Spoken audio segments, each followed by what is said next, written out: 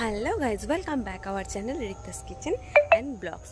তো আজকে কালী পুজো, সবার প্রথমে সবাইকে জানাই শুভ দীপাবলি, প্রীতির শুভেচ্ছা ও ভালোবাসা। সবাই দীপাবলিতে খুব আনন্দ করো, খুব মজা করো, বাট সাবধানে বাজি টাজি পড়ো আর সবাই বাড়িতে খুব আনন্দ করুক। তো আজকে ছোট্ট একটা মিনি ব্লগ তোমাদের সঙ্গে শেয়ার করতে চলেছি, যেসব আমরা তোমাদের সব কিছুই বলি কম বেশি, যে আমাদের বাড়িতে কি হয় না হয় বা আমাদের এখানে কি হচ্ছে না হচ্ছে। তো দেখতেই পাচ্ছ এখন আমি সেরকম কোনো কিছু না, জাস্ট এমনি নর্মাল বাড়ির পোশাকে আছি, নাইটি মামুনি হয়ে। তো আজকে আমাদের বাড়িতে প্রত্যেক বছরই কিন্তু নিয়মিত কালী পুজো বড় করেই হয়, কিন্তু এই বছর হবে না, কারণ আমাদের একটা ছোট্ট কারণের জন্য এবছর পুজো হবে না। কিন্তু তাও মা পুজো নিজে বাড়িতে একদম ছোট্ট আয়োজন, খুব ঘরোয়াভাবে ছোট্ট আয়োজনে করবে।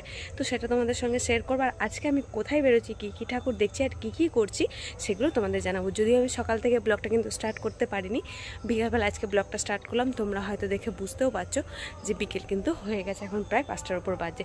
তো চলো আর বেশি না বকে তোমাদের একটুখানি সামান্য পুজোর ক্লিপটা দেখাই।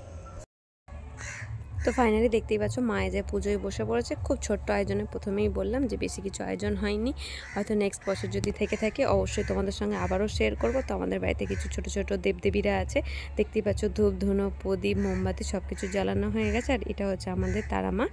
তো এই দেখো আমাদের বাড়িতে প্রতিষ্ঠা মূর্তি নেই, কিন্তু আমরা এইভাবেই পুজো করি। কিছু নৈবেদ্য মা কেটে নিয়েছে, এই দেখো পঞ্চপ্রদীপ জ্বালানো হয়ে গেছে। আর আমি একটু একটু করে আলপনাটা জাস্ট সামান্য একটু দিয়েছি, এদিকে ধুনো ধরিয়ে দিয়েছি। তো এইভাবেই আজকের পুজোটা খুব ছোট্টভাবে অল্প করেই করা হচ্ছে, খুব বেশি ধুমধাম হবে না। কারণটা হচ্ছে গিয়ে প্রথমেই বললাম যে আমাদের এমনি সমস্যা আছে বাড়ির, যে কারণে ব্রাহ্মণ এসে বা বড়ো করে পুজোটা হয়নি। তো যেভাবে শেয়ার করছি শুধু এইটুকুই দেখে নাও তোমরা কষ্ট করে। তো দেখো এদিকে প্রদীপ টদীপও জ্বালিয়ে নিয়েছি, দিওয়ালি স্টার্ট হয়ে গেছে যেহেতু।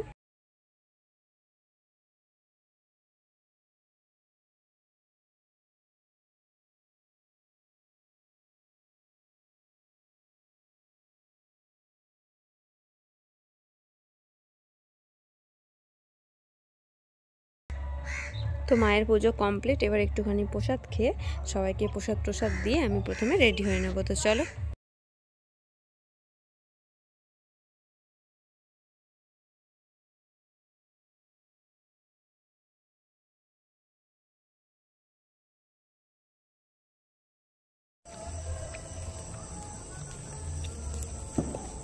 এমন এটা কখন জ্বালাবি? না না, এটা এটা কখন জ্বলবে না, মানে এরম করে রেখে দিবি কেন? তুই বলি না এটা জ্বালিয়ে দিলি।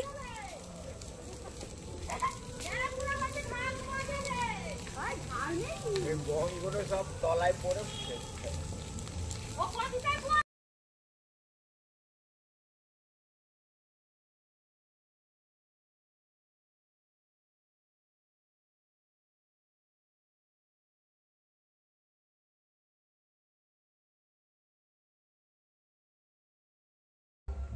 তো বাড়ির সামনে এই কুশ জ্বালানোর নিয়মটা অনেকেরই আছে, কম বেশি কাদের কাছে আছে কমেন্টে জানাবে। আমাদের বাড়িতে কিন্তু অনেকজনে এসেছিলো।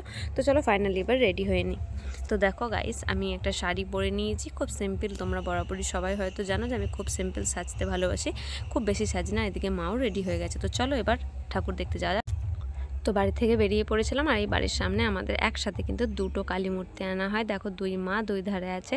তো চলো আমরা যাব হচ্ছে গিয়ে পাশের গ্রামে, এটা আমাদের গ্রামের ঠাকুর। আমাদের গ্রামে কালী পুজোয় কিন্তু খুব বেশি ধুম হয় না, এরপর চলে যাব পাশের গ্রামে। তো চলো হাঁটতে থাকি আর তোমরা আমার সঙ্গে থাকো দেখতে।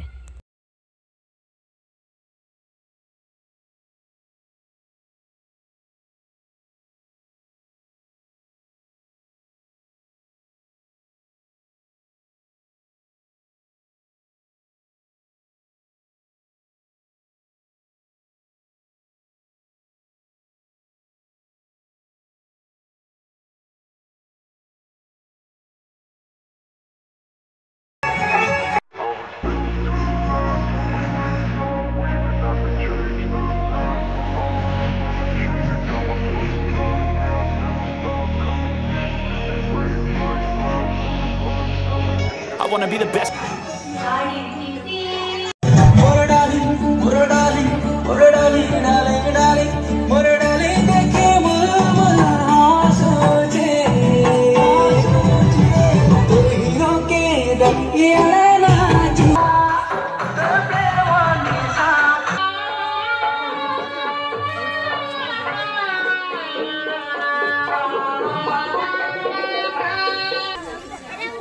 পুকুর দিয়ে রাস্তা এইখান দিয়ে শিবম যাচ্ছে ওইখান দিয়ে এসব মোমবাতি প্যাকেট একটা দুটো জানি তো এগুলো পুজো দিবি তো এখানে হ্যাঁ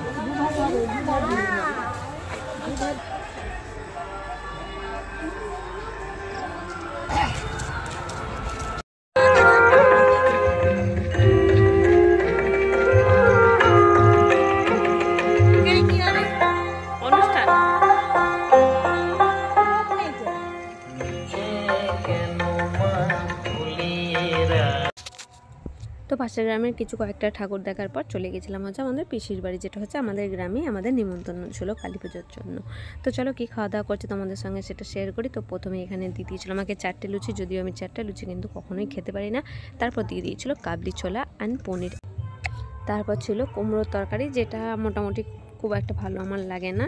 তো দেখো আমি খাচ্ছি আর তোমরা দেখো, খেতে কিন্তু খুব সুস্বাদু হয়েছিল। কার কার বাড়িতে এরকম খাবার হয়েছে আর কার কার নিমন্ত্রণ ছিল আমাকে কমেন্ট করে কিন্তু অবশ্যই জানাবেন। তারপর দিয়ে দিয়েছিল হচ্ছে চাটনি, মিষ্টি আর দিয়ে দিয়েছিল সীতাভোগ। তো আমি ব্লগটা খেতে খেতে এখানেই শেষ করে দিলাম। তো ব্লগটা কেমন লাগলো অবশ্যই কমেন্ট করে জানাবে। আর তোমরা কালী পুজোতে কী করলে, কোথায় গেলে আর কেমনভাবে কাটালে সেটাও কিন্তু অবশ্যই জানাবে। ভালো থাকবে, সুস্থ থাকবে। দেখা হচ্ছে পরের কোনো এক নতুন ব্লগ বা নতুন কোনো রান্নার রেসিপিতে। Tata, good night. আর ছিল নরম নরম গরম গরম দুটো রসগোল্লা। বাই।